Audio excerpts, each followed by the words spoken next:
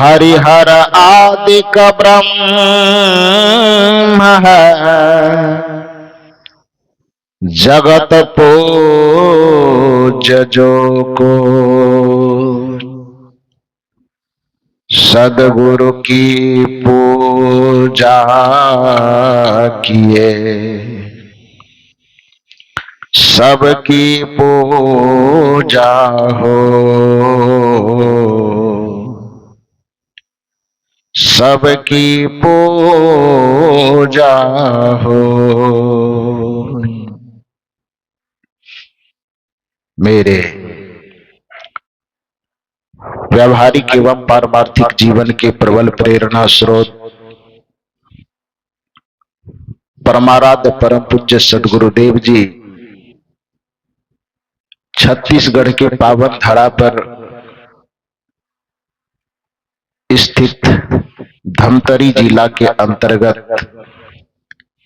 ग्राम जोरा तराई में आयोजित त्रिदिवसीय सत्संग समारोह के तीसरे दिन के इस समापन सत्र में मंच पर विराजमान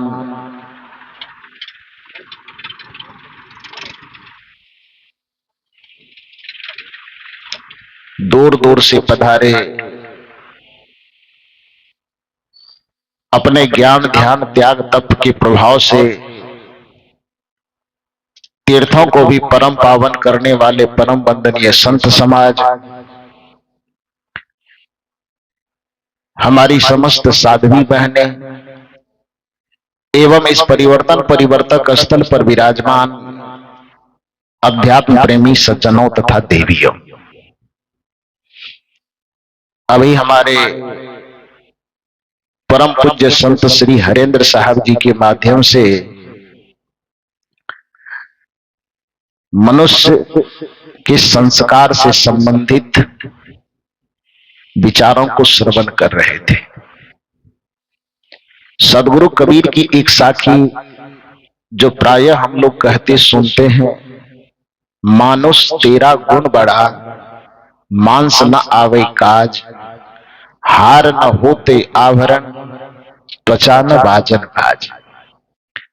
सदगुरु कबीर इस साखी के अंतर्गत जिसे गुण कह करके संबोधित करते हैं, उसी को दूसरी भाषा में हम संस्कार कहते हैं।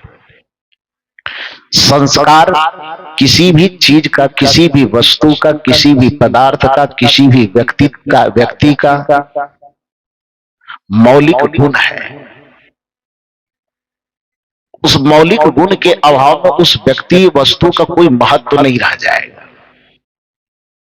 चीनी एक पदार्थ है तो मिठास उसका संस्कार है। अग्नि एक पदार्थ है तो दाहकता और उष्णता उसका संस्कार है। नमक यदि एक पदार्थ है तो नमकीनपन उसका एक संस्कार है, गुण है। फूल यदि एक पदार्थ है तो उसके अंदर जो निहित सुगंध है वह उसका संस्कार है अथवा गुण है। फूल का महत्व ही संसार में इसलिए है क्योंकि उसके अंदर उसका संस्कार सुगंध के रूप में निहित है। अन्यथा ऐसा कोई फूल जिसके अंदर सुगंध न हो वह किसी के गले का हार बनने के काबिल नहीं होता। यदि सुगंध रहित फूल को भी हार बनाया जाता तो आज दुनिया में प्रत्येक लोगों के गले में सेमल के फूल लटक रहे होते। लेकिन जहां तक मुझे याद है, आज तक 22 वर्ष से ये गला लगभग लोगों के माध्यम से उपहार स्वरूप फूलों की माला पहन रहा है। पहनाने का भी मौका मिला है, पहनने का भी मौका मिला है, लेकिन आज तक पूरी धरती के किसी भी कोने में घूम आया हूं, लेकिन आज तक सेमल के फूलों का माला पहनने का मौका नहीं मिला है। आप लोग किसी को पहनाए हैं क्या? नहीं पहनाए। क्यों? देखने में तो इस फूल से बड़ा है, आकृति बड़ी है उसकी, देखने में भी इससे ज्यादा मोहक है क्योंकि उसकी खूबसूरती बड़ी अच्छी है। उसकी खूबसूरती को देख करके ही सूगा अन्य किसी फूलों में न अटक करके सेमल के फूल में अटक जाता है। कबीर साहब ने इस संसार की तुलना भी सेमल के फूल से ही किया है। यह संसार फूल सेमल का, गुलाब का फूल नहीं, चंपा चमेली गुलाब गुलदोदरी का फूल नहीं, गेंदा का फूल नहीं। तब यह संसार फूल सेमल का, लाली देख लुभाया, मारे चोंच रुई जवनिक से, मारे चोंच रुई जवनिक से, सिर धोने धोने पछताया, तूने हीरा जन्म गवाया। भजन बिना नर बावरे, तूने हीरा जन्म गवाया। सोचिए कि कितना खूबसूरत फूल होगा जिसमें सभी फूलों के आकर्षण को पार कर जाने के बाद सुआ अंततः जा करके किसमें फंस जाता है? सेमल के फूल में। खूबसूरत तो होगा, कुछ खासियत तो होगी। जिस फूल से संसार की तुलना कबीर साहब को करनी पड़ रही है, वह फूल खूबसूरत जरूर होगा, लेकिन उस फूल को आज तक न तो किसी देवताओं की प्रतिमा के सामने में मंदिर में चढ़ाया जाता है, न आज तक उससे किसी नेता का स्वागत होता है, न उससे आज तक किसी महात्मा का स्वागत होता है। क्यों? क्योंकि फूल की आकृति उसकी बड़ी खूबसूरत है, लेकिन फूल का जो संस्कार होना चाहिए वह उसके अंदर, थोड़ा जोर से बोलो, नहीं है, जिसके कारण से उसकी किसी भी चीज में उपयोगिता नहीं है। दुनिया में ऐसा कोई चीनी हो ही नहीं सकता जिसके अंदर मिठास ना हो। मिठास खत्म हो जाए तो उस चीनी को आदमी घर में क्यों रखेगा? कूड़ेदानी में उसको फेंक देगा? नहीं। अग्नि को कब तक आप अपने चूल्हा में आदर देते हैं? जब तक उसके अंदर उसकी दाहकता निहित होती है। जैसे ही अग्नि की दाहकता खत्म होती है तो उसे आप चूल्हा में रखते हो, अकीजा करके फेंकते हो कचड़े में। क्या करते हो? कचड़े में फेंकते हो। तो जिस प्रकार से अग्नि का महत्व तभी है जब तक उसके अंदर अग्नि का संस्कार है, पानी का महत्व तभी है जब तक उसके अंदर उसका संस्कार है, चीनी मिठाई का आदर तभी तक है जब तक उसके अंदर उसका संस्कार है, फूलों के अंदर भी जब तक उसका संस्कार है तभी तक उसका महत्व है। उसी तरह से हे मानव, आपका भी महत्व इस संसार में तभी तक है जब तक आपके अंदर निहित मानवीय संस्कार है। इसलिए कबीर साहब कहते हैं, मानुष तेरा गुण बड़ा, मांस न आवे काज, हार न होते आभरण, त्वचा न बाजन बाज।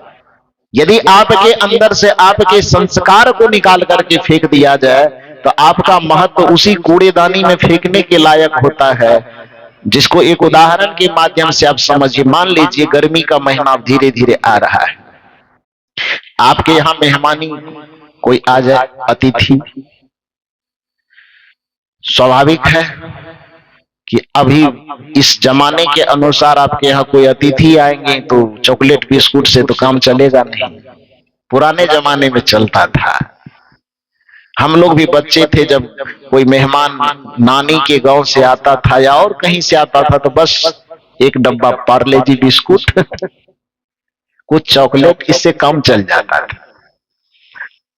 आज के जमाने में वो नहीं चलता है। दुकान गए, मान लीजिए कोई मेहमान जोड़ा तराई आना है अपने बहन के यहाँ मेहमानी करने, तो हाथ में कुछ मिठाई का थैला चाहिए। तो गया एक होटल और बढ़िया ढंग से मिठाई खरीद लिया। होटल वाला भी अपना थोड़ा दिखाने के लिए कि मैं भी कोई साधारण दुकान वाला नहीं हूं, तो बढ़िया डिजाइन का कार्टून डब्बा छपवाया है। उस डब्बे में मिठाई भर दिया, रसगुल्ला एकदम लिया, आपने प्लास्टिक में लिया, लेकर के आ गए। गर्मी से तरबतर, पसीना से तरबतर। सबके घर में एसी कूलर लगा हुआ है। मेहमान एसी में बैठ गए, आपके हाथ से मिठाई का डब्बा आपके बहन के हाथ में गया। वो डब्बा लेकर के क्या करेंगे?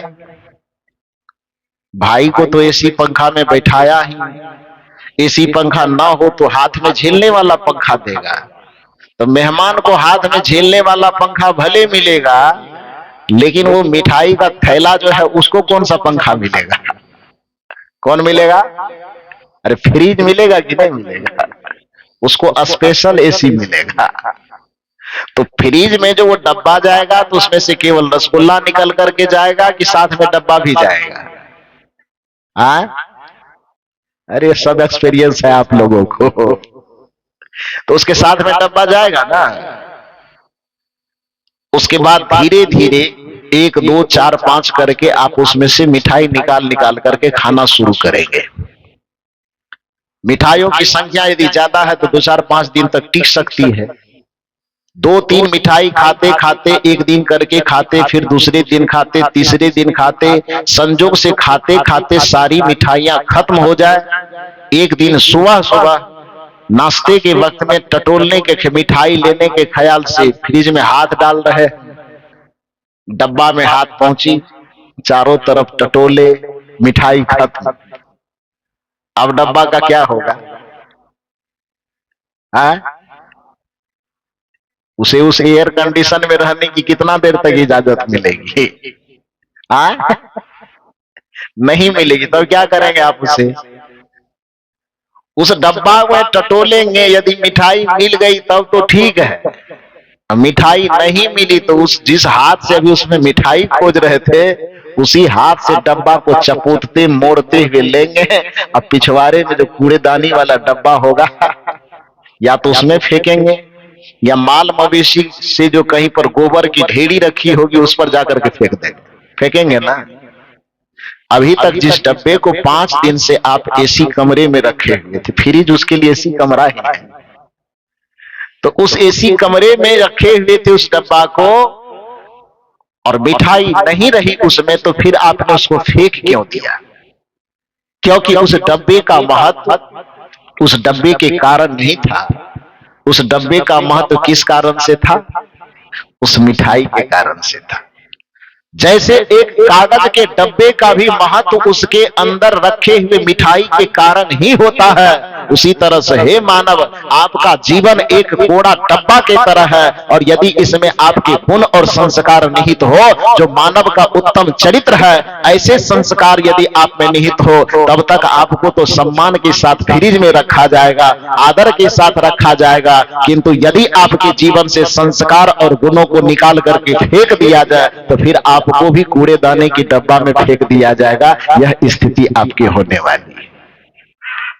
इसलिए सदगुरु कबीर साहब कहते हैं, मानुष तेरा गुण बड़ा। तो जिसको कबीर साहब ने गुण कहा, उसी को हमारे श्री साहब जी तभी से संस्कार संस्कार कह रहे हैं। तो संस्कार कहो अथवा गुण कहो, दोनों की मान्यता एक ही चीज के दो अलग अलग नाम है। सबसे पहले हम मनुष्य होने के संस्कार को अपने अंदर संचित करें। संस्कार केवल छोटे बच्चों के लिए ही आवश्यक नहीं, मानव मात्र की मौलिक पूंजी है संस्कार। जैसे किसी मंदिर में दीप न जले तो फिर उस मंदिर का महत्व नहीं होता, जैसे कुआं के अंदर पानी न हो तो उस कुआं का महत्व नहीं होता, जैसे गाय देखने में बाहर से कितनी सुंदर हो लेकिन उसके अंदर दूध न हो तो फिर उसका कोई महत्व नहीं होता, जैसे ऊपर से देखने में पंडित कोई बहुत सुंदर लगे लेकिन उसके अंदर ज्ञान की क्षमता न हो तो उस पंडित का महत्व नहीं होता, उसी प्रकार से मनुष्य बाहर से दिखने में खूब सुंदर लगे, आकृति से खूब सुंदर लगे, रंग रूप से खूब सुंदर लगे, लेकिन उसके अंदर मानवीय चरित्र की जो संवेदना है, मानवीय चरित्र के जो संस्कार है, वह उसके अंदर न हो तो उस मनुष्य का कोई महत्व नहीं है, बल्कि फिर वह मनुष्य पशु से भी बदतर हो जाए। मनुष्य का महत्व उसके संस्कारों के कारण है, और उसके संस्कार की समीक्षा उसके व्यवहार में झलकती है। आपका संस्कार उत्तम है कि आपका संस्कार अधम है, यह आपके व्यवहार से झलकता है। जब आपके संस्कार में दूसरे को दे, चूंकि संस्कार और अहंकार दो एक ही वृत्ति के दो नाम हैं, संस्कार भी और अहंकार भी दोनों एक ही वृत्ति के दो छोर है। जैसे रस्सी के दो छोर होते हैं ना, ये डंडा है तो इसका दो छोर है कि नहीं, कि यहां है एक वहां है। तो किसी भी रस्सी के जो दो छोर होते हैं, एक छोर, एक रस्सी का जिस वृत्ति का एक छोर संस्कार है, उसी रस्सी का दूसरा छोर अहंकार है। या तो आपके अंदर संस्कार होगा, और यदि आपके अंदर संस्कार नहीं होगा तो आपके अंदर अहंकार होगा। दोनों की उपस्थिति एक साथ नहीं होगी, या तो अंधकार होगा या तो प्रकाश होगा, दो में से एक ही होगा। ये नहीं हो सकता कि आधा अंधकार हो और आधा प्रकाश हो, ये कदापि नहीं। कल भी मैंने इसकी चर्चा की थी कि जहां सूर्य की उपस्थिति होगी वहां पर अंधकार की उपस्थिति नहीं हो सकती है। उसी प्रकार से जहां संस्कार होगा वहां अहंकार नहीं होगा, या जहां अहंकार होगा वहां पर संस्कार नहीं होगा। आप कहेंगे कि ये दोनों में से पहचाने कैसे कि हमारे अंदर क्या है, संस्कार है कि अहंकार है? उसकी बस एक ही पहचान, एक थर्मामीटर। संस्कार उसे कहते हैं जो दूसरों के सामने झुक करके सुकून पाता है, और अहंकार उसे कहते हैं जो अपने सामने दूसरे को झुका करके सुकून पाता है। आप यह थर्मामीटर लगा करके देखना कि आपका मन दूसरों के सामने झुक करके सुकून पाता है कि आपका मन अपने सामने दूसरों को झुका करके सुकून पाता है।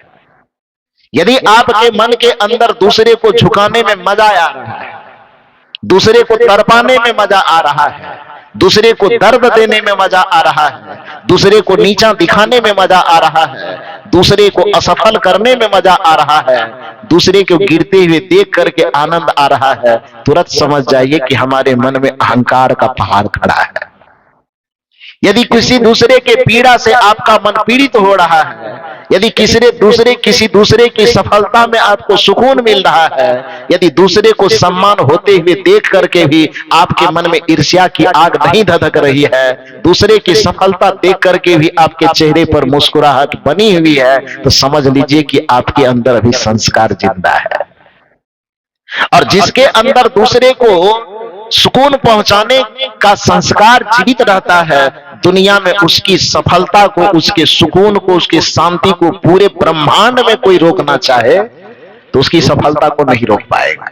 कोई भी सीधे भगवान आकर के डायरेक्ट कंपटीशन में खड़े हो जाए कि हम तुम्हारी सफलता को रोक लेंगे, भगवान के पास भी वह सामर्थ्य नहीं है कि विनम्रशील हृदय वाले, संस्कार संपन्न व्यक्तित्व वाले की सफलता को इस ब्रह्मांड में कोई भगवान भी आकर के टक्कर में खड़ा हो जाए तो वह भी रोक नहीं पाएगा उसको।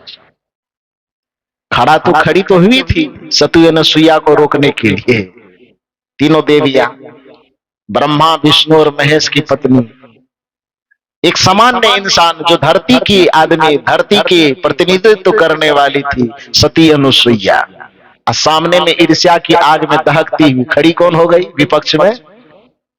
त्रिदेव की पत्नियां खड़ी हुई ना। जिसको दुनिया के सामने जगत जननी की उपाधि प्राप्त है, उस जगत जननी के मन में एक धरती पर जीने वाली ऋषि संतान के प्रति, ऋषिकाओं के प्रति मन में एक ईर्ष्या की आग धधक गई। एक तरफ अहंकार है देवियों के मन में, एक तरफ संस्कार है सती अनुसुईया के मन में, है ना। और दोनों के बीच में टक्कर होता है। उस टक्कर में किसकी जीत होती? अहंकार की कि संस्कार की? संस्कार की जीत होती है ना। तो संस्कार और अहंकार में टक्कर हो और सामान्य इंसान से यदि देव शक्ति भी टकराने की कोशिश करे तो उस संस्कार के सामने में अहंकार को गिर जाना पड़ेगा, चाहे किसी का भी हो। दुनिया की नजरों में संस्कार हमेशा विजेता होता है, अहंकार को हमेशा टूट करके गिरना पड़ता है। एक कहानी के माध्यम से मैं समझाऊं। स्वामी विवेकानंद का नाम तो आप लोग सुने हैं, जानते होंगे। स्वामी विवेकानंद जब विश्व धर्म सम्मेलन शिकागो में भाग लेने के लिए जा रहे थे, तो हालांकि यहां से वो यह सोच करके नहीं गए थे कि हमको धर्म सम्मेलन में भाग लेना है, क्योंकि उस समय की परिस्थिति यह थी, जिस परिस्थिति में स्वामी विवेकानंद को धर्म सम्मेलन में कोई भाग लेने दे, ऐसा नहीं हो सकता था। इसलिए परसों जो हम लोगों के बीच में पंच परिवर्तन की बात हुई थी, समानता की बात हुई, पर्यावरण की बात हुई, और सारी बहुत सारी बातें, नारी शक्ति की बात हुई। तो उसमें जो मैंने कहा था कि समरसता हमारे समाज में तभी आएगी जब समानता आएगी। स्वामी विवेकानंद इस भारत भूमि के अद्भुत विद्वान होने के बावजूद भी भारत की तरफ से उनको प्रतिनिधित्व करने का मौका नहीं दिया गया था। क्यों नहीं दिया गया? वो केवल सुने थे कि धर्म सम्मेलन वहां पर हो रहा है, उसमें या भारत से उनको भाग लेने के लिए भेजा नहीं गया था। वो गए थे वहां पर अतिथि बना करके, उनका कोई स्वागत करने के लिए वहां माला लेकर के खड़े नहीं थे, बल्कि वहां पर तो कई दिन उनको जो पानी बहने वाला पाइप होता है उसको लगाने के लिए रखा गया था। भी पाइप को लगाया नहीं था तो उस पाइप के अंतर्गत उसको बिछावन तकिया, अपनी बाह का तकिया बना करके सोना पड़ा था। भोजन नहीं मिलता था, कौन देगा भोजन? वस्त्र पहनने के लिए नहीं थे। यहां तक कि जिस दिन उसको सम्मेलन में भेजा गया तो उसका अपना कोट नहीं था, किसी दूसरे ने कोट पहनने के लिए दिया था कि आप ये पहन करके जाइए। भारत भूमि की तरफ से प्रतिनिधित्व करने का दायित्व एक शंकराचार्य को था, क्योंकि हिंदू धर्म का प्रतिनिधित्व वही करते थे। और शंकराचार्य वहां गए नहीं थे भाग लेने के लिए। क्यों नहीं गए थे? क्योंकि हिंदुस्तान में यह नियम बना रखा था पंडितों ने कि जो ट्रेन को देख ले वो हिंदू धर्म से बहिष्कृत हो जाएगा। आज हम बड़ा आसानी से नारा लगा लेते हैं कि हम हिंदू हैं। हिंदू कमजोर हुआ। वो कमजोर किस वजह से हुआ भाई? आपके पोगापंथी के वजह से। संस्कृति का 4 अध्याय राष्ट्रकवि दिनकर ने लिखा है। जब हम लोग प्रोफेसर बनने के लिए एग्जाम दे रहे थे, प्रोफेसर की पढ़ाई के क्रम में संस्कृति के 4 अध्याय को पढ़ना पड़ा, तो कहा गया है उसमें कि हिंदू धर्म को पंडितों ने छुई मुई बना करके रख दिया था कि चलती हुई ट्रेन पर कोई व्यक्ति चढ़ ले तो उसका बिना कोई दोष होने के बावजूद भी उसको कहता था कि आपने ट्रेन पर चढ़ाई की, अंग्रेज की गाड़ी पर चढ़ लिए जाइए, आप हिंदू धर्म से बहिष्कृत हो गए। कोई समुद्र के पास चला जाए, समुद्र की यात्रा कर ले तो कहे कि हिंदू धर्म से बहिष्कृत हो गया, हिंदू धर्म का आदमी नहीं है। संस्कृति के 4 अध्याय में तो यहां तक लिखा गया है कि इस्लाम जब इस धरती पर अपना वर्चस्व लहराने के लिए आया तो वो केवल तलवारों के जोर पर ही नहीं आया। तलवार लेकर के तो बनाते ही थे, लेकिन साथ साथ हिंदू धर्म की जिम्मेदारी जिसके हाथ में थी वो पोगापंथी ऐसा कुचक्र चलते थे कि एक मुसलमान आया, एक गिलास पानी पिया, आधा उसमें जूठा पानी छोड़ दिया, आधा किसी तरह से पी लिया, तो जूठा पानी को ले जाकर के क्या किया तो कुआं में डाल दे। अब कुआं से ही पूरे गांव के इलाके के लोग पानी पीता था। अब जो पूरे गांव वाले को ये पता भी नहीं है कि कुआं में जूठा पानी किसने डाला, नहीं डाला, हाँ डाला, नहीं डाला, लेकिन एक गिलास पानी में आधा गिलास किसी मुसलमान ने पी करके और आधा गिलास जूठा पानी यदि उस कुआं में डाल दिया और उस कुएं भर का पानी यदि जोरा तराई वाला पी लिया पूरा, पंडित जी को मालूम हो गया कि जूठा पानी कुआं में पड़ा और पूरे सब लोगों ने पानी पी लिया। पीने वाले को पता भी नहीं है, तो पर भी पंडितों के द्वारा ये बहिष्कार होता था कि पूरे गांव वाले ने मुसलमान का जूठा पानी पिया, ये हिंदू धर्म से क्या हो गया? बहिष्कृत हो गया। अब बताओ, हिंदू धर्म कमजोर नहीं होगा? कमजोर होगा कि नहीं होगा? कमजोर किया किसने? आज खाली झंडा फहराने से काम नहीं चलेगा। वो तो सौभाग्य मानो कि सदगुरु कबीर साहब, हालांकि लोग कहते हैं कि कबीर साहब सनातन के रक्षक नहीं है, हालांकि मेरा विषय दूसरा है, उधर नहीं जाऊंगा, लेकिन पीएचडी करने के दरमियान में जब सदगुरु कबीर साहब के दर्शन पर मेरा शोध चल रहा था तो उस समय इलाहाबाद विश्वविद्यालय के बहुत सुंदर, बहुत ही विद्वान प्रोफेसर पंडित गोविंद त्रिगुणायत, उन्होंने पीएचडी के अंतर्गत जो सदगुरु कबीर साहब के दर्शन पर शोध किया है, उसने पुस्तक का नाम रखा है कबीर विचारधारा, जो इलाहाबाद विश्वविद्यालय के प्रोफेसर थे।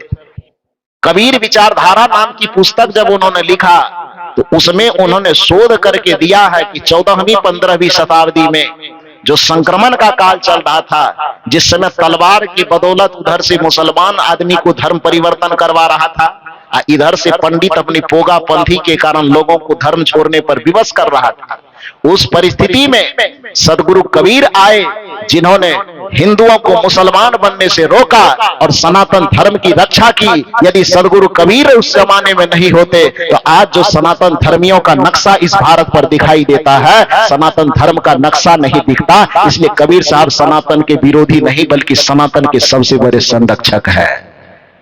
ये किसने शोध किया है? पंडित गोविंद त्रिगुणायत ने। ये शोध प्रमाण कहां पर दिया है? तो प्रयागराज विश्वविद्यालय के जो हिंदी विभाग के प्रोफेसर रह चुके, उसके शोध ग्रंथ का नाम है कबीर विचारधारा। नाम क्या है? पंडित गोविंद त्रिगुणायत। बात समझ में आई? तो स्वामी विवेकानंद जब वहां गए तो पहले तो इधर से भारत से भेजा नहीं गया, वो अपने मन से केवल देखने के लिए गए थे। भारत के तरफ से हिंदू धर्म का प्रतिनिधित्व करने का मौका मिला था शंकराचार्य को, कुर्सी लगी हुई थी, लेकिन शंकराचार्य जा नहीं सकते थे क्योंकि उनके दिमाग में पोगापंथ ही भरा हुआ था कि समुद्र को जो पार करेगा वो हिंदू धर्म से क्या हो जाएगा? बहिष्कृत हो जाएगा। तो दूसरे के लिए नियम बनाया तो अपना कैसे पार करेगा? करेगा? धर्म सम्मेलन हो कहां रहा है? समुद्र के पार में, विदेश में। नियम बना रखे हैं कि समुद्र को जो पार करेगा हिंदू धर्म से बहिष्कृत हो जाएगा। तो जाएगा कैसे? नहीं जाएगा ना। स्वामी विवेकानंद जब गए और वहां पर उन्होंने सब लोगों के भाषण को सुना तो विवेकानंद जी के मन में औकलाहट हुई कि जितनी बात ये बोल रहे हैं, यदि मुझको मौका मिल जाए तो इनको तो मैं छक्का छोड़ा दूंगा। उनके मन में ये भाव हो रहा है। तो उनके मन में हुआ कि भारत के तरफ से जो कुर्सी लगी हुई है केवल उस पे पोस्टर चिपका हुआ है भारत, भारत वाला कुर्सी तो खाली है, यहां तो कोई बैठा हुआ है नहीं। तो वहां के कमेटी के लोगों से उन्होंने कहा कि मैं भी भारत का ही रहने वाला हूं, कृपा करके मौका एक मुझे दे दीजिए। भारत वाली कुर्सी खाली है, मैं भी भारत का नागरिक हूं, किसी भी तरह से मुझको 5 मिनट के लिए भी आप समय दे दीजिए। कमेटी वालों ने कहा कि आपकी बातचीत से तो मैं प्रभावित हूं, लेकिन कुछ भी नियम से चलेगा ना। आप भारत के हैं ये मैं मानने के लिए तैयार हूं, लेकिन भारत में जो धर्म है जिसको हिंदू धर्म कहते हैं, हिंदू धर्म का कोई प्रतिनिधि यहां आया नहीं, कुर्सी खाली है, यह भी मैं देख रहा हूं। लेकिन कोई भी आ जाए तो उसको तो, अब क्रिकेट खेलने की बात हो तो कमेटी में वो क्रिकेट वाला खिलाड़ी ना हो, अब कोई भारत से चला जाए हमको ले लीजिए तो नहीं ना होगा, कानून नहीं ना मानेगा इस चीज को। तो कमेटी के लोगों ने कहा कि आप भारतीय हैं ये तो मैं मान रहा हूं, लेकिन भारत के हिंदू धर्म के प्रतिनिधि आप हैं ये हम कैसे मान लें? तो इसके लिए आपके विचार से मैं प्रभावित हूं, किंतु आप हिंदू धर्म के किसी भी प्रतिनिधि से यह लिखवा लीजिए कि आप हिंदू हैं, तो फिर मैं आपको इस जगह पर बोलने की इजाजत दे सकता हूं। बात समझ रहे हैं? विदेश की धरती पर यह कहा गया कि आप एक तो आया नहीं यह कह करके कि सात समुद्र के पार जाएंगे तो हम हिंदू धर्म वाले होंगे, नहीं, आप आ गए हैं, आपके वाणी से मैं प्रभावित हूं, मैं इजाजत दे सकता हूं, लेकिन आपके देश से जो हिंदू धर्म का प्रमाण देने वाला कोई है, उसमें 4 शंकराचार्य उस समय प्रमुख थे, तो कहा कि उनमें चारों में से किसी एक आदमी से लिखवा लीजिए कि आप हिंदू हैं, तो मैं आपको इसमें बोलने की इजाजत दे सकता हूं। स्वामी विवेकानंद को बड़ी खुशी हुई कि तो सामान्य सी बात है, कोई क्यों नहीं लिख देगा, हम भी तो आखिर भारत के ही हैं। उन्होंने वहां से विदेश से, उस समय टेलीफोन वगैरह होता नहीं, तो तार होती थी, तार भेजे जाते थे। हम लोग तो देखे नहीं है, केवल नाम सुने हैं कि तार कैसा होता है। तो वहां से तार भेजा गया। स्वामी विवेकानंद यहाँ के चारों शंकराचार्य के सामने तार के द्वारा मैसेज भेजवाया कि किसी तरह से हमको आप कह दीजिए वहां से कि मैं हिंदू हूं। जिस स्वामी विवेकानंद को आज हिंदू धर्म का आदर्श माना जाता है, उस स्वामी विवेकानंद को एक हिंदू शब्द के लिए तरस जाना पड़ा। और स्वामी विवेकानंद को आपके भारत के किसी भी धर्माचार्य ने हिंदू होने का सर्टिफिकेट,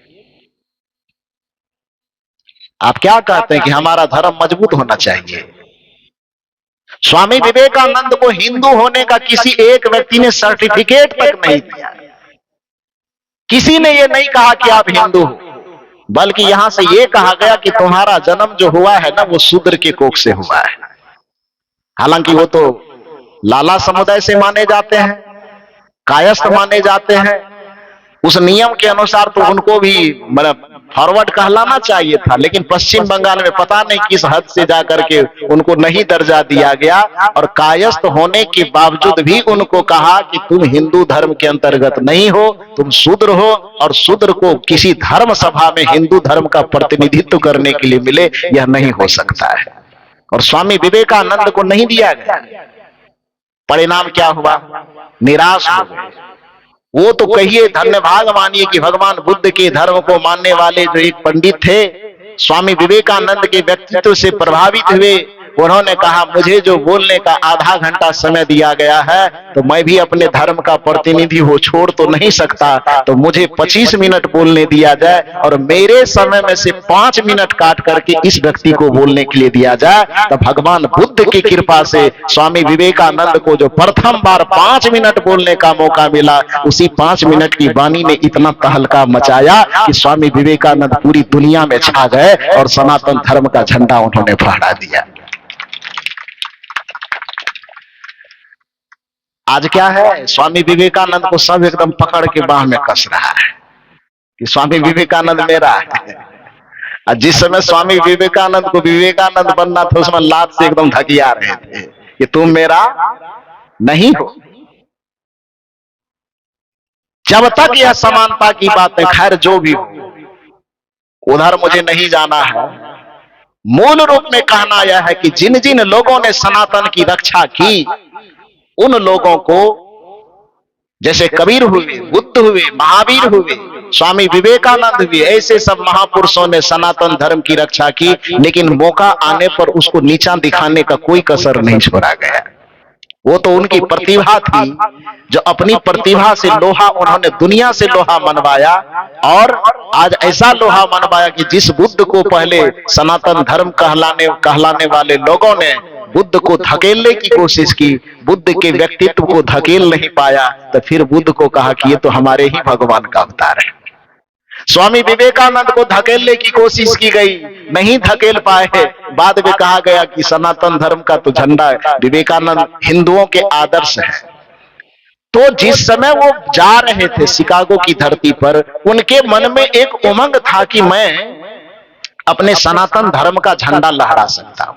सनातन धर्म जब मैं कह रहा हूं तो आप उसको कथा कहानी से मत जोड़िएगा, क्योंकि स्वामी विवेकानंद पूरी दुनिया को जो सनातन संस्कृति से अवगत करवाया, तो स्वामी विवेकानंद वहां जाके हनुमान चालीसा नहीं पढ़ रहे थे।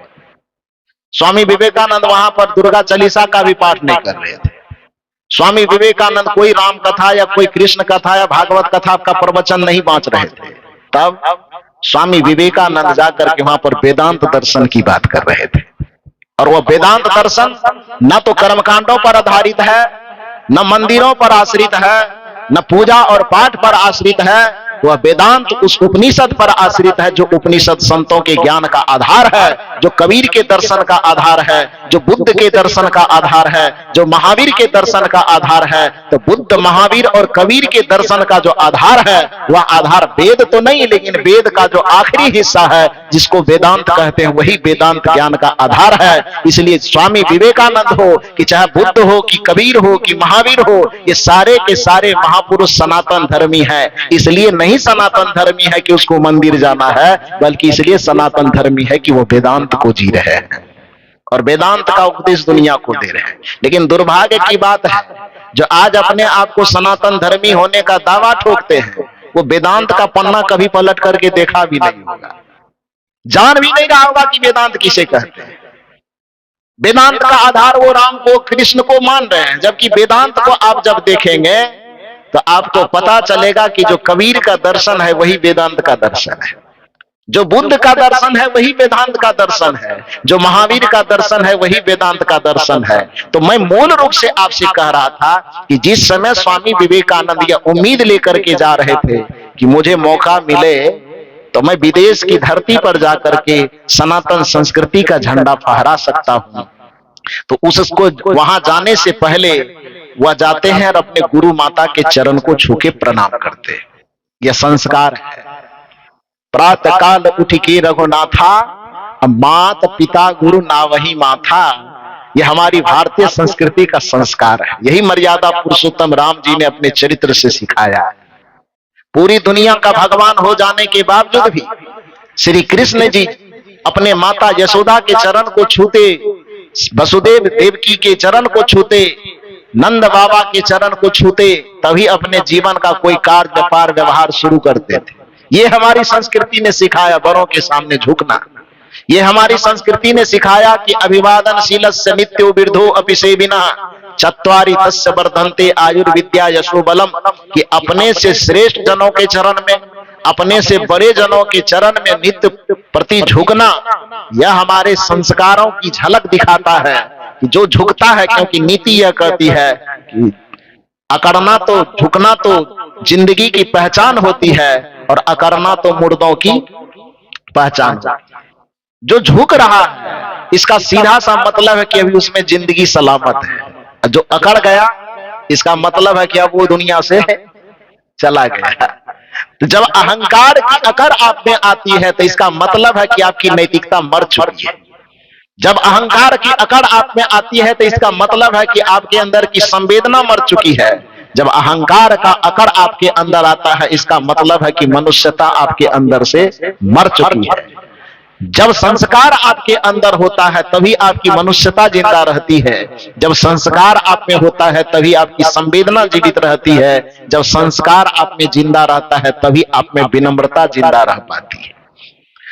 तो इसलिए स्वामी विवेकानंद जब जाते हैं तो जाने से पहले चूंकि गुरुदेव जी का शरीर छूट गया था तो गुरु माता के चरण को छू करके प्रणाम करते हैं और माता से कहते हैं, माता आज कुछ विशेष आशीर्वाद दो। माता कहती है, खुश रही। जो एक सामान्य सा आशीर्वाद है, बच्चे प्रणाम करते हैं तो माँ बाप या बड़े बुजुर्ग यही आशीर्वाद देते, खुश रही। देते हैं कि नहीं देते?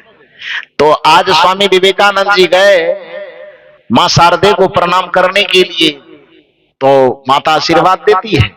क्योंकि जिस आदमी को देखने का मौका लगा होगा, कभी कलकत्ता गए होंगे दक्षिणेश्वर काली मंदिर में जहां पर रामकृष्ण परमहंस जी रहते थे। आपके छत्तीसगढ़ जब जब मुझे इस धरा पर आने का मौका मिलता है तो मैं कलकत्ता होकर के ही आता हूं। और उसमें मुझे खुशकिस्मती यह मिल जाती है कि रात में अपने आश्रम में चढ़ता हूं कलकत्ता में, सुबह में गाड़ी से उतर जाता हूं और फिर छत्तीसगढ़ आने वाली जो गाड़ी है वो रात में होती है। तो दिन भर का मौका मिलता है और दिन भर का वक्त जो मुझे गुजारना होता है दक्षिणेश्वर काली मंदिर और बेलूर मठ, वहां जाके पुस्तकालय में बैठो, दिन भर स्वामी विवेकानंद के सब पुस्तक को पलटते रहो। तो एक बड़ा सुकून मिलता है, एक अच्छा लगता है। जब जब मुझे छत्तीसगढ़ आने का मौका मिलता है मुझे खुशी होती। छत्तीसगढ़ आने की खुशी नहीं होती है, यहां से बड़ा डर लगता है। डर यहाँ के लोगों से नहीं लगता है, लेकिन इस सत्संग वाला जो नियम यहाँ का बना के रखे हो ना, 1 बजे से पेड़ते पेड़ते 6 बजे शाम तक पेड़ते हो, जर्सी गाय की तरह दूहते हो आप लोग। अभी देखो बैठे हुए क्या हो रहा है, इससे जरूर डर लगता है। मैंने कह दिया है कि अगली बार से, हालांकि 2027 में कार्यक्रम तो बहुत सारे बन रहे हैं, 90 दिन का लगभग कार्यक्रम तय हो रहा है, लेकिन अब जब आऊंगा या तो आऊंगा या नहीं आऊंगा। आऊंगा तो उसी शर्त पे आऊंगा कि कार्यक्रम जो आपको करना है भैया 1 सत्र में करोगे तो छत्तीसगढ़ जाऊंगा, नहीं तो मैं यहीं से प्रणाम कर लेता हूं। इस जर्सी गाय की तरह मत दो, नहीं तो हड्डी फसली निकल जाएगी। तो सुकून होता है कि जब इस धरातल पर आना है तो बेलूर मठ मुझे जाने का मौका मिलता है। वहां पर रामकृष्ण परमहंस जी के मंदिर जहां पर है, जहां उनके ठहरने का, जिसमें वो विश्राम करते थे, आज भी वो चौकी पलंग वगैरह सब थाली बर्तन रखा हुआ है। और उसके ठीक 10-15 कदम की दूरी पर मां शारदे का निवास स्थान है। क्योंकि दोनों पति पत्नी तो थे, लेकिन नाम के पति पत्नी थे, असल में तो दोनों परम साधक की तरह रहते। तो उनका कमरा अलग है, उनका कमरा अलग है। रामकृष्ण परमहंस जी हमेशा उनको मां कह करके, मां काली के रूप में उनको देखा करते थे, माता शारदे। तो जब स्वामी रामकृष्ण परमहंस जी का शरीर छूटा तो माता शारदे उस गुरु की भूमिका में आई। गुरु माता होने के नाते स्वामी जी के पास, अब विवेकानंद जी के पास गुरु का चरण तो छूने के लिए बचा नहीं, तो माता शारदे के चरण को छू करके ही गुरु का स्मरण करते हैं वो, और वहां से निकलते हैं तो आशीर्वाद में सामान्य सा आशीर्वाद देती है माता शारदे कि जाओ खुश रहो। स्वामी विवेकानंद जी कहते हैं कि नहीं, आज इससे काम नहीं चले, कुछ विशेष आशीर्वाद चाहिए। तो माता शारदे मौन हो गई। स्वामी जी कहते हैं कि मां आशीर्वाद नहीं दे रही हो। स्वामी विवेकानंद इंतजार में खड़े हैं कि शारदे मां आशीर्वाद देगी, लेकिन मां शारदे करे नहीं, अभी नहीं का, तब का 2-3 दिन इंतजार करो। अब बताइए कि कौन ऐसा मामला है जो आशीर्वाद देने में 2-3 दिन लगे। लेकिन एक बात जान लो कि सामान्य कुछ देने में आदमी को तुरंत दिया जा सकता है, लेकिन जब कुछ विशेष देना हो तो देने वाला आदमी बिना परीक्षा लिए नहीं देता है। चाहे अपने तरफ से कुछ भी परीक्षा ले, वो परीक्षा लेगा तभी देगा वो। तो माता शारदे कहती है कि विशेष कुछ चाहिए तो थोड़ा इंतजार करो। स्वामी विवेकानंद ने कहा कितना दिन? मां शारदे कहते वो मैं नहीं जानती, 1 दिन में भी हो सकता है, 2 दिन में भी हो सकता है, सप्ताह दिन भी लग सकता है, लेकिन इंतजार करो। तो स्वामी विवेकानंद के ठीक है। तो वो करते क्या है, बस नॉर्मल हो जाते हैं, क्योंकि पता तो है नहीं कि परीक्षा कब ली जाएगी, मां बता भी नहीं रही कि परीक्षा कब लेंगे। अचानक इसी तरह से बस 2-3 दिन वैसे बीत जाती है। अचानक एक दिन मां शारदे कहती है विवेकानंद इधर आना। तो विवेकानंद जी आए, कहा देखो वो टेबल पर चाकू रखी हुई है। चाकू समझते हैं ना, सब्जी वगैरह बनाने वाला, क्या बोलते हैं उसको आप लोग? चाकू ही बोलती है। तो कहे टेबल पर चाकू रखी हुई है, चाकू थोड़ा लेके आओ। तो वो चाकू लेकर के गए। विवेकानंद दौड़े दौड़े चाकू लेकर के आ रहे हैं। तो सामान्यतया होता यह है कि जब भी किसी को कोई चाकू पकड़ता है या किसी दूसरे को देता है तो चाकू में 2 हिस्सा होता है ना, एक धार वाला हिस्सा और एक रबड़ वाला हिस्सा, जिसको मुट्ठी में लोग पकड़ते हैं। ऐसा ही है ना? इधर वाला चाकू का डिजाइन वैसा ही है कि दूसरा डिजाइन है? वैसा ही है। हाँ ठीक है। तो एक रबड़ वाला हिस्सा, एक धार वाला हिस्सा। सामान्यतया होता यह है कि आदमी जब भी चाकू उठाएगा तो रबड़ वाला हिस्सा को पकड़ेगा, दूसरे के सामने रखेगा तो अपना रबड़ वाला हिस्सा पकड़ेगा और दूसरे के सामने धार वाला हिस्सा देगा। यही करेगा ना, सामान्यतया होगा तो यही। लेकिन स्वामी विवेकानंद जब वो पकड़ते हैं तो उसको पकड़ने के बाद वह करते क्या है कि धार वाले हिस्से को अपने मुट्ठी में पकड़ते हैं और रबड़ वाला हिस्सा वो मां शारदे की तरफ बढ़ाते हैं। जैसे ही वह चाकू लेकर के नजदीक आया, मां शारदे उसके हाथ पर नजर डालती है कि कौन हिस्सा पकड़ा है और कौन हिस्सा मेरे तरफ बढ़ा रहा है। तो उसमें देखी मां शारदे कि ये धार वाले हिस्से को अपने हाथ में पकड़ा हुआ है विवेकानंद जी, और रबड़ वाले हिस्से को किसके तरफ बढ़ा रहे हैं? मां शारदे की तरफ। जैसे ही इस दृश्य को देखी कि धार वाले हिस्से को खुद पकड़े हैं और रबड़ वाले हिस्से को मेरे तरफ बढ़ा रहे हैं, मां शारदे के मुंह से अचानक हृदय से आशीर्वाद निकला, जा मेरा बेटा तू विश्व विजेता बन करके लौटना, पूरी दुनिया में अपना झंडा फहरा करके लौटना। स्वामी विवेकानंद के आंख से आंसू की झड़ी चढ़ने लगी और स्वामी विवेकानंद ने कहा कि आशीर्वाद तो मिल गया, लेकिन माते मेरे मन में एक संदेह है, उसका जवाब दे दो। यह आशीर्वाद आपके मुंह से निकलने में 3 दिन लगा, यह आशीर्वाद तो उस समय भी दे सकती थी, क्यों नहीं दी? माता शारदे ने कहा कि उस समय ये आशीर्वाद देती तो मैं अपने मुंह से ही देती, और मुंह की बात केवल कान तक पहुंचती है। हृदय तक कोई बात पहुंचानी हो, आत्मा तक कोई बात पहुंचानी हो तो उसको मुंह से बोलने की आवश्यकता नहीं, क्योंकि मुंह की आवाज केवल कान तक जाती है, और आत्मा तक कोई आवाज पहुंचानी हो तो उसको मुंह से नहीं बोलना पड़ता है, उसको आत्मा से ही बोलना पड़ता है। आज तो परीक्षा में पास हो गया, अब स्वामी विवेकानंद करे परीक्षा हुआ कब? परीक्षा हॉल में तो बैठे नहीं, क्वेश्चन पेपर तो आया नहीं, माता शारदे ने कहा कि यह परीक्षा ऐसी थी जिसको कॉपी कलम की आवश्यकता नहीं थी। कहा क्या परीक्षा ली? कहा ये चाकू जो मंगवाई ये परीक्षा ही थी तुम्हारी। स्वामी विवेकानंद ने कहा कि इसमें परीक्षा क्या ली? यही अहंकार और संस्कार की परीक्षा है। माता शारदे ने कहा कि इसमें परीक्षा यह है कि जब भी चाकू कोई दूसरे को देता है तो इस चाकू को देखना ध्यान से कि इसमें दो हिस्सा है, एक काटने वाला हिस्सा यानी पीड़ा देने वाला हिस्सा है, एक रबड़ वाला हिस्सा यानी सुविधा वाला हिस्सा है। तो सामान्यतया होता यह है आदमी के अंदर के संस्कार की परीक्षा इसी से होती है कि वो धार वाला हिस्सा दूसरे के तरफ देता है कि रबड़ वाला हिस्सा दूसरे के तरफ देता है। इसका भाव यह हुआ कि वह दुख वाला हिस्सा, काटने वाला हिस्सा दूसरे को देता है कि सुविधा वाला, सम्मान वाला हिस्सा दूसरे के तरफ देता है। अपने लिए क्या रखता है और दूसरों के तरफ क्या देता है। कदाचित यदि तू रबड़ वाला हिस्सा पकड़ लेता तो इससे तुम्हारे संस्कार का पता चल जाता कि सुविधा तू केवल अपने लिए चाहता है और पीड़ा दूसरे के लिए चाहता है।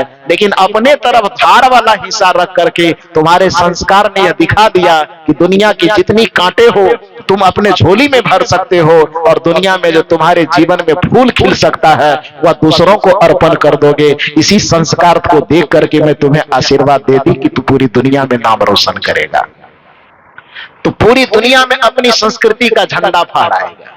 कहने का अभिप्राय यह है कि संस्कार उसी का नाम है जो दूसरों को झुकाता नहीं, संस्कार उसी का नाम है जो दूसरों को रुलाता नहीं है, संस्कार उसी का नाम है जो दूसरों को पीड़ा नहीं देता है।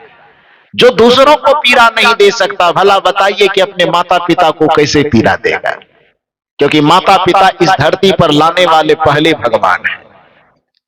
जो दूसरों को पीड़ा नहीं देगा वो अपनी पत्नी को कैसे पीड़ा दे? जो दूसरों को पीड़ा नहीं देगा वो पत्नियां अपनी पति को कैसे पीड़ा दे? जो दूसरों को पीड़ा नहीं देगा वो अपने भाई को कैसे पीड़ा दे? जो दूसरों को पीड़ा नहीं देगा वह भला अपने अड़ोस पड़ोस और समाज को कैसे पीड़ा दे? जो सब में एक परमात्मा की झलक पा करके दूसरे को सुख और सुविधा और सम्मान पहुंचाने की भावना रखता हो, उसके माध्यम से संस्कार में कहीं पीड़ा नहीं पहुंचती है, बल्कि उसके माध्यम से पूरे संसार में सुख की सुगंधी पहुंचती है, सम्मान और शांति की सुगंधी पहुंचती है। तो उस संस्कार का जो उद्घाटन करना है, जैसा कि हमारे साहब जी कहे कि नींव क्या है? माता पिता गुरु का सम्मान करना। जो व्यक्ति अपने माता पिता और गुरु का सम्मान न कर सकेगा वह दुनिया में भला किसी का सम्मान कैसे कर सकेगा? क्योंकि जब भी हमारी आंख खुलती है इस संसार में तो सबसे पहला देवता जो हमारे सामने, आंख के सामने में आता है, वो कौन आता है? कौन आते हैं? किसी भी व्यक्ति की आंख खुले तो आंख खुलने पर बचपन में जो सबसे पहले देवता उसके सामने में आते हैं, उस देवता और उस देवी का नाम है माता और पिता। पहली नजर में वो उसको देखते हैं। तो जिसको पहली नजर में आपने देखा है, जिसने जन्म दिया है, पाला है, पोसा है, जन्म देने के कारण वो आपका ब्रह्मा है, पालने पोसने के कारण वो आपका विष्णु है, और आपके जीवन के बुराई और अवगुणों को हटाने के कारण वो आपके महेश हैं। तो जो माता पिता और गुरु तीनों आपके जीवन में ब्रह्मा, विष्णु और महेश की भूमिका में साक्षात आपके सामने करे हैं, यदि आप उसका सम्मान नहीं कर पाएंगे तो फिर दुनिया में और किसी देवता का क्या सम्मान करेंगे आप? प्रातः काल उठ के रघुनाथा, मात पिता गुरु ना वही माथा। कुछ लोगों को माता पिता का आदर तत्काल कर भी ले तो गुरु लोगों का आदर करना नहीं चाहते, खास करके आजकल की युवा पीढ़ी। जैसा कि साहब जी ने कहा कि ट्रेंड बन चुका है, खाओ पियो और मौज करो, माता पिता गुरु की कोई आवश्यकता नहीं। जन्म लिए हैं तो हम दो हमारे दो की न रणनीति पर अपनाएंगे, हम दो हमारे दो, माँ बाप को वहां गौशाला भेज दो। वृद्धाश्रम थोड़ा प्यारा शब्द हो गया है। हम दो हमारे दो, माँ बाप को वृद्धाश्रम भेज दो, इसको संस्कार कहा जाता है।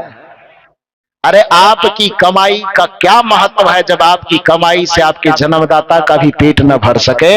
आपके कमाई का, आपके धन का कोई महत्व नहीं है जो आपके धन से आपके माता पिता को वस्त्र तक न मिल सके, आपके धन का कोई महत्व नहीं है। यदि आपका धन आपके माँ बाप के चेहरे पर खुशी न ला सके तो आपके धन का महत्व 2 कौड़ी का है। आप धनवान बनो, केवल धन से ही धनवान न बनो, अपने हृदय से भी धनवान बनो। आप घर बनाओ, लेकिन घरों के दीवालों की केवल लंबाई चौड़ाई को मत बढ़ाओ। दीवालों की लंबाई चौड़ाई बढ़ाने के साथ साथ आप अपने हृदय की भी लंबाई चौड़ाई को बढ़ाओ। जिस हृदय में, घर में माता पिता को तभी रख पाओगे आप जब आपका माता पिता के प्रति आपके हृदय में जगह होगा। क्योंकि जब तक हृदय में जगह नहीं होगा तो घर में भी माँ बाप को रखने का जगह नहीं मिलेगा। घर में जगह कम भी हो, लेकिन हृदय में यदि माता पिता को स्थान आप दे पाओगे तो माँ बाप को घर के अंदर रखोगे, आप बरामदे में सो करके भी समय गुजार सकते हो। और यदि आपके दिल में माँ बाप के प्रति कोई जगह नहीं है तो आपके घर में चूहा को रहने की इजाजत मिल जाएगी, मच्छर को रहने की इजाजत मिल जाएगी, लेकिन माता पिता कहां पहुंच जाएंगे? वृद्धाश्रम पहुंच जाएंगे। ये संस्कार, ये संवेदना जो आपकी मरती चली जा रही है, वह आध्यात्मिक चेतना न होने के कारण, संस्कार न होने के कारण, जो संस्कार आपको घर परिवार से भी आपको मुरझा देता है, वह संस्कार को सींचने का काम ये गुरु लोग करते हैं। लेकिन दुर्भाग्य है कि आप गुरु परंपरा से भी दूर होते चले जा रहे हैं। मुझे जान करके बड़ा गर्व होता था कि छत्तीसगढ़ की धरातल सदगुरु कबीर साहब के विचारों से सींचा हुआ धरातल। लेकिन जब 4 साल से लगभग मैं आ रहा हूं, यहां पर भी बहुत सारी माता पिता का शिकायत मिलती है। माता पिता के आंसू को जब देखता हूं तो बड़ा अफसोस होता है कि जिस धरती को सदगुरु कबीर साहब के अध्यात्म की नगरी मानी जाती थी, उस धरती पे भी ये दशा पहुंच गई है। क्यों? क्योंकि आज की जो युवा पीढ़ी जन्म ले रही है, वह युवा पीढ़ी बस इसी फार्मूला पे जी रही है, खाओ पियो और मौज करो। उसमें सत्संग का क्या महत्व, गुरु का क्या महत्व, ये कुछ नहीं। ये समझते हैं युवा पीढ़ी की ये सब सत्संग फत्संग ये जब है ना, बूढ़ा लोगों का काम है, बेवकूफों का। अच्छा, ये बूढ़े लोगों का जिसको कोई काम धंधा। लेकिन एक बात जान लो, ईश्वर की परंपरा में भगवान पर भी यदि आप विश्वास करते हो और आज के जमाने में यदि मंदिरों में जाकर के ही अपनी आस्था को व्यक्त करना चाहते हो तो दुनिया के किसी भी मंदिर में चले जाओ, लेकिन उस मंदिर की पूजा प्रार्थना भी तब तक सार्थक नहीं होगी जब तक उसमें गुरु का, संत का आशीर्वाद नहीं जुड़ेगा। लोग हनुमान चालीसा पढ़ते हैं, आजकल हनुमान जी के मंदिर में ज्यादा लोगों की पहुंच बढ़ रही है, युवा लोगों की मनोकामना पूरा करवाने के लिए, चाहे वो युवक हो चाहे युवती हो। लेकिन जिस हनुमान जी के मंदिर में पहुंचता है भक्त, उसको समझना चाहिए कि हनुमान जी सिखा करके क्या गए।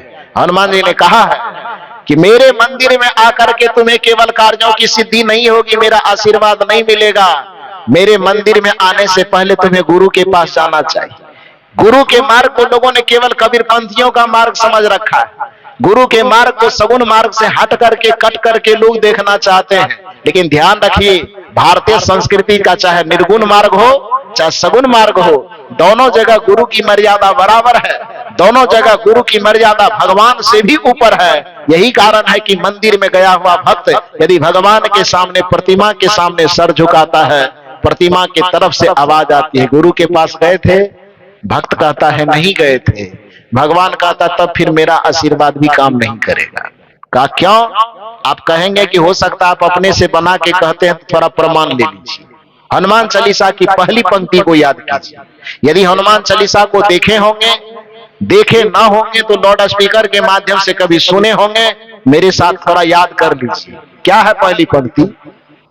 श्री गुरु चरण सरोज रज निज मन मुकुर सुधार, वरनौ रघुवर विमल जसु जो दायकु फल चार, बुद्धिहीन तनु जानिके सुमिरौ पवन कुमार, बल बुद्धि विद्या देहु मोहि हरहु कलेश विकार। ये दोहा कभी सुने हैं कि नहीं सुने? ये कबीर साहब ने लिखा है। इस मंच पर बैठने वाले किसी ने लिखा है? तुम इसको किसने लिखा है? गोस्वामी तुलसीदास जी ने लिखा है। किसके लिए लिखा है? हनुमान जी की स्तुति में, हनुमान जी की प्रार्थना में लिखा है। ये पंक्ति क्या कह रही है? सीधे आप कमंडल उठाइए, फूल लीजिए, यदि मंदिर पहुंच जाइए। कि ये पंक्ति क्या कह रही है आपको? कि सनातन का मार्ग मंदिर के मार्ग से होकर के नहीं गुजरता है, सनातन का मार्ग गुरु के मार्ग से होकर के गुजरता है। सनातन की शुरुआत होगी तो सीधे राम जी के मंदिर की तरफ झांकने की जरूरत नहीं है, बल्कि सनातन की शुरुआत होगी तो श्री गुरु चरण सरोज रज। शुरुआत कहां से होगी? मंदिर से कि गुरु के पास से? लेकिन जो मंदिर का पुजारी बनता है वो कहते गुरु की जरूरत क्या है? और गुरु की जरूरत नहीं, कदाचित मंदिर चले गए तो वहां पर भगवान यदि एक तरफा आशीर्वाद देंगे तो वो एक तरफा आशीर्वाद फलीभूत नहीं होगा। कैसे? आप देखो वो लाइट जल रही है ना, उस लाइट में कितने तार लगे हुए हैं? उस लाइट में कितने तार लगे हैं? 2 तार। इलेक्ट्रॉनिक भाषा में आप बोले तो एक को कहेंगे आप निगेटिव और दूसरे को कहेंगे पॉजिटिव। उस साउंड बजाने वाले के भाषा में कहो तो एक को कहोगे माइनस और दूसरे को कहोगे प्लस, कहेंगे ना, माइनस प्लस। इलेक्ट्रॉनिक भाषा में निगेटिव पॉजिटिव, साउंड सिस्टम वाली की भाषा में कहोगे तो माइनस और प्लस कहेंगे कि नहीं कहेंगे? और गांव देहात वालों की भाषा में कहो तो नरम और गरम। जो खुंदा लगा करके तार चलाता है तो नरम गरम कहेगा ना। वो जो वहां से बिजली करंट आएगी उसको बोला जाएगा गरम।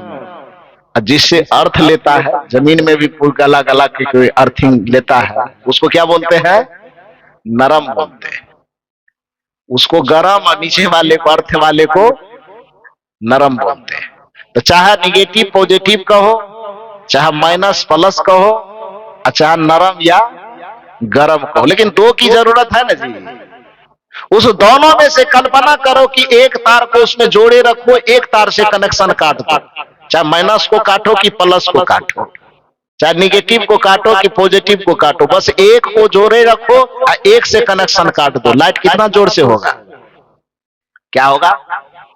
बिहार में तो नहीं होगा, छत्तीसगढ़ में क्या गुंजाइश है पता नहीं। उस बल्ब में रोशनी लाने के लिए, बल्ब को प्रकाशित होने के लिए एक तार का जुड़ा होना काफी है कि दोनों तार का जुड़ना काफी है? दोनों तार जुड़ेगा तब न रोशनी होगी। एक तार कितनी भी मजबूती से जुड़ी रहे और दूसरे तार यदि न जुटे रहे तो बल्ब में जैसे प्रकाश आने की कोई संभावना नहीं है, उसी तरह से आपकी चेतना भगवान को तो समर्पित हो, लेकिन गुरु से यदि विमुख रहा, गुरु से यदि कटा हुआ रहा, फिर आपकी चेतना में यदि गुरु और ईश्वर के प्रति समान श्रद्धा और आस्था न रही तो फिर आपके जीवन में सुख और शांति का प्रकाश कदापि नहीं हो सकता है। इस बात को समझ लेना चाहिए। इसलिए सनातन की संस्कृति कहती है कि भगवान के सामने झुकने से पहले तुम्हें गुरु के सामने झुकना चाहिए। कबीर साहब ने यही दर्शन दिया था। गुरु है गुरु गोविंद दो खड़े, काको लागो पाए। किसके पाए लगना चाहिए? बलिहारी गुरु आपने गोविंद दियो बताए। लोगों ने कबीर साहब पर आरोप लगाया, लोगों ने कबीर साहब के ऊपर आरोप लगाया कि कबीर साहब कहते भगवान से पहले गुरु के सामने झुकना चाहिए। कबीर गुरुवादी है, भगवान का खंडन करते हैं, लेकिन हनुमान जी तो कोई भगवानवादी का खंडन करने वाले नहीं है ना। हनुमान चालीसा में भी इस बात का जिक्र किया कि भगवान से पहले किसका वरण हो? श्री गुरु चरण सरोज रज, निज मन मुकुर सुधार। जब गुरु वाला काम पूरा हो जाए तब वरणौ रघुवर विमल जसु। रघुवर का वरण कब हो? गुरुवर से पहले कि गुरुवर के बाद में? सनातन संस्कृति कहती है पहला स्टेज है गुरुवर और तब दूसरा स्टेज है रघुवर। लेकिन यहाँ पर लोग कहते हैं हमारे पास रघुवर है तो गुरुवर की जरूरत क्या है?